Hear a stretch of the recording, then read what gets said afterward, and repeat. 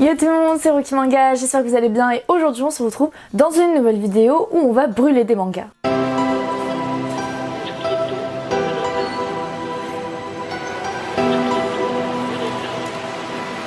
Alors tout d'abord, je sais pas si vous avez remarqué, mais oui, le décor a encore changé, tout simplement parce que ce que vous voyez derrière moi, c'est une nouvelle bibliothèque. Parce que si vous n'avez pas vu, avant le décor que vous voyez derrière moi, en fait, c'est tout simplement mon armoire. Oui, j'avais viré mes fringues pour y mettre mes mangas. Mais vu que maintenant j'ai une bibliothèque, ça serait que mes habits sont retrouvés dans l'armoire et j'ai les mangas ici. Bref, vous connaissez ce concept, mais ça faisait un moment que je ne l'avais pas fait sur la chaîne.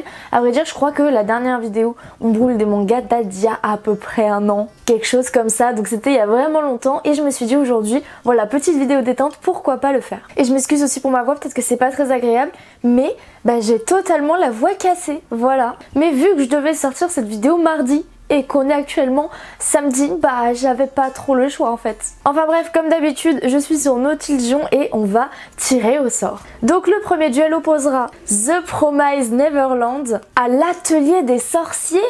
Attendez, ça commence fort, c'est un hyper bon choix dès le début. Alors TPN, si vous savez pas, c'est une série qui est finie en 20 tomes, qui est l'une des premières séries que j'ai terminées et que je suivais quasiment depuis le début de sa parution, et qui est un manga que j'aime énormément vraiment. Et l'Atelier des Sorciers, je l'ai découvert en 2020, mais c'était une de mes meilleures découvertes de l'année, si ce n'est mon manga préféré. La preuve étant, c'est que j'ai quasiment tous les tomes collector, etc. Mais l'Atelier des Sorciers, bon, je sais pas comment dire, j'adore vraiment ces deux œuvres, mais on va dire que celle qui m'a marqué le plus et depuis le plus longtemps, c'est TPN. Donc malheureusement, on va brûler l'Atelier des Sorciers. Ah oui, et je précise aussi que c'est que des mangas que j'ai lus. Voilà, parce que si je tombe par exemple sur un manga que je possède mais que j'ai pas lu, ça a aucun sens. Voilà, du coup on va faire que ce que j'ai lu. Ensuite, ça opposera Blue Exorcist à Twilight Bound Hanako-kun.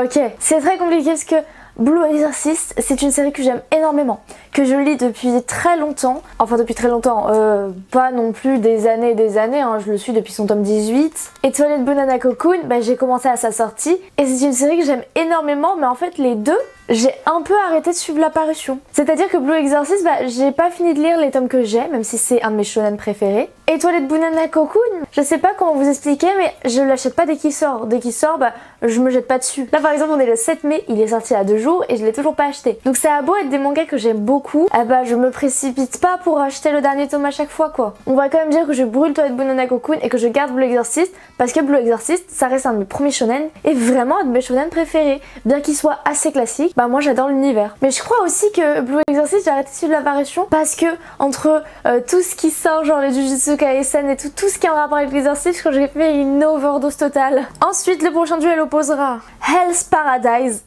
Il faut que je vous en parle de Hell's Paradise. Et Beastars. Bon, sans argument, on brûle Hell's Paradise, regarde Beastars, c'est un de mes mangas préférés ever, il fait partie de mon top 3. Donc là, il n'y a aucune comparaison. Mais Hell's Paradise, je vous en parlerai plus précisément dans mon bilan lecture. Je viens de lire les 2 premiers tomes et c'est une œuvre que j'aime vraiment beaucoup. D'ailleurs là vous le voyez pas parce qu'il est caché par la plaque en métal de One Punch Man. D'ailleurs, je divague encore, mais il y a un collector qui va sortir pour Vinland Saga et il me semble qu'il y aura la plaque métallique comme pour Spy ici et pour One Punch Man ici, donc j'ai super hâte qu'il sorte, mais c'est en septembre. Et bref, Hell's Paradise, j'aime énormément l'univers. Voilà, je sais pas comment vous expliquer, mais ça m'arrive très rarement, bien que l'histoire en soit au début dans les 2 premiers tomes, parce qu'après tout le monde dit que c'est encore mieux et tout ça, soit pas exceptionnel, je me suis rarement autant attachée au personnage aussi vite dans une œuvre. Donc je vais lire les 13 tomes, ce qui me semble que c'est une série finie en 13 tomes, et je vous en parlerai plus précisément, mais j'ai surkiffé Hell's Paradise des 2 premiers tomes. Mais après bon bien sûr, Beastars gagne quoi, voilà. Ensuite, on va opposer les carnets de l'apothicaire à Coq de Baston. Ah, c'est excellent, il faut que je vous en parle. Coq de Baston, c'est un manga que j'ai lu la semaine dernière finalement. Je l'ai lu à sa parution. D'ailleurs, je sais pas si quelqu'un d'entre vous a la réponse, j'aimerais bien savoir, mais il y a marqué que mon Coq de Baston est une édition limitée. Voilà, c'est marqué derrière, mais personnellement au magasin, il n'y avait que cette édition là, donc dites-moi si vous êtes au courant, et voilà. Après ce que je pensais c'est peut-être que les Coqs de Baston ne seront juste jamais réimprimés, donc ils sortent une fois et quand il n'y en a plus, il n'y en a plus, mais voilà, édition limitée, j'ai pas trop compris pourquoi, du coup si quelqu'un sait, dites-moi. Donc Coq de Baston, c'est vraiment un truc totalement what the fuck, où on va suivre un poulet qui bute des kaiju, globalement c'est ça, et franchement, j'ai beau avoir surkiffé tout, j'ai passé un hyper bon moment, c'est un peu les mangas comme La Voix du Tableau sablier en général, les mangas humoristiques, j'adore les lire, je passe un super bon moment, mais bah c'est pas mes œuvres préférées. Alors que Les Carnets de l'apothicaire, pour moi ça a été une des meilleures surprises de 2021, il me semble que c'est sorti. J'ai acheté le tome 1 à sa sortie parce que bah j'avais adoré les couvertures. En fait, j'ai tellement kiffé la couverture que bah, j'ai acheté le tome 1 à sa sortie et c'est l'une des seules fois où j'ai fait ça en fait, où j'ai acheté un peu par coup de cœur et j'ai vraiment pas regretté. Parce que c'était une très bonne surprise. Donc désolé coque de baston, mais en plus tu n'as qu'un tome de sortie, on va brûler coque de baston. Et on va bien sûr garder Les Carnets de l'apothicaire. Petite pause, mais attendez, mais elle est trop belle ma mangatech. En plus hier j'ai fait le Sony en live sur Twitch et c'était incroyable, donc n'hésitez pas à me suivre. Mon Twitch juste ici c'est Rocky Manga. Comme tous mes réseaux sociaux, n'hésitez pas à aller checker la barre d'infos. Il y a tous mes réseaux sociaux là-bas si vous voulez me suivre, notamment mon Instagram, mon TikTok et mon Twitch. C'est à peu près tous les réseaux que j'ai.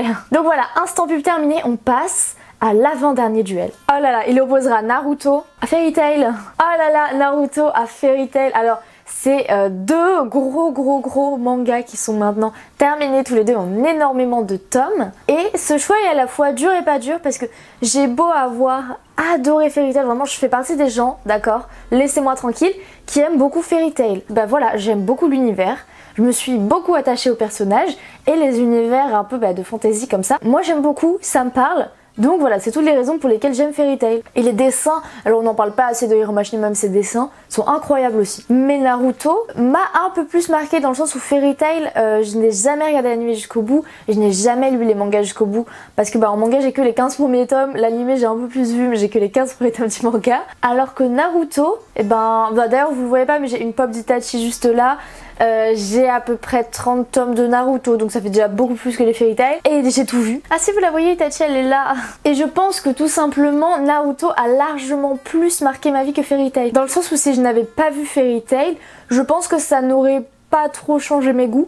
Alors que Naruto c'est vraiment un anime que je ne pensais ne pas aimer et que j'ai adoré, donc je pense que Naruto a plus marqué ma vie, donc on va brûler Fairy Tail. Et on va tout de suite passer au dernier tirage qui va opposer My Hero Academia à l'Attaque des Titans. Je sais qu'il y a beaucoup d'entre vous qui vont haïr mon choix, mais mon choix est très simple, je vais vous le dire et je vous expliquerai juste après. Je préfère largement My Hero Academia à SNK. Tout simplement, SNK c'est une œuvre que je vous l'ai déjà dit plein de fois, mais j'ai vraiment galéré à rentrer dedans.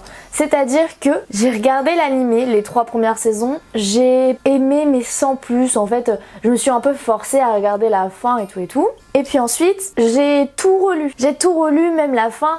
Bon, j'ai bien aimé la fin, etc. Mais je comprenais pas trop pourquoi les gens aimaient ça. Donc mon premier visionnage et ma première lecture de SNK, j'ai aimé, mais sans plus. Par contre, récemment, je suis en train de les relire, je les ai d'ailleurs achetés en physique, ils sont cachés là-bas. Et ma deuxième lecture est incroyable et j'aime énormément cette œuvre maintenant. Alors je sais pas si c'est connaître du coup à l'avance ce qui va se passer et qui du coup pouvoir piocher les indices parce que maintenant je sais où les chercher. Mais aujourd'hui, j'aime énormément SNK et ça fait pas partie de mes mangas préférés, mais ça fait large partie de mon top 10. Alors que My Hero Academia, j'avais beaucoup d'a priori là-dessus, d'ailleurs je voulais pas commencer cette œuvre et c'est mon meilleur ami qui m'a dit non mais commence, du coup j'ai commencé. Et le tome 1 de My Hero Academia, c'est un de mes tomes 1 préférés, tout manga confondu, c'était extrêmement émouvant dès le début. Alors par la suite, les premiers tomes, je me suis directement attachée aux personnages, etc. Après avec Deku, au début j'avais du mal parce que les héros pleurnichards, moi j'aime pas du tout, les héros victimes et tout ça,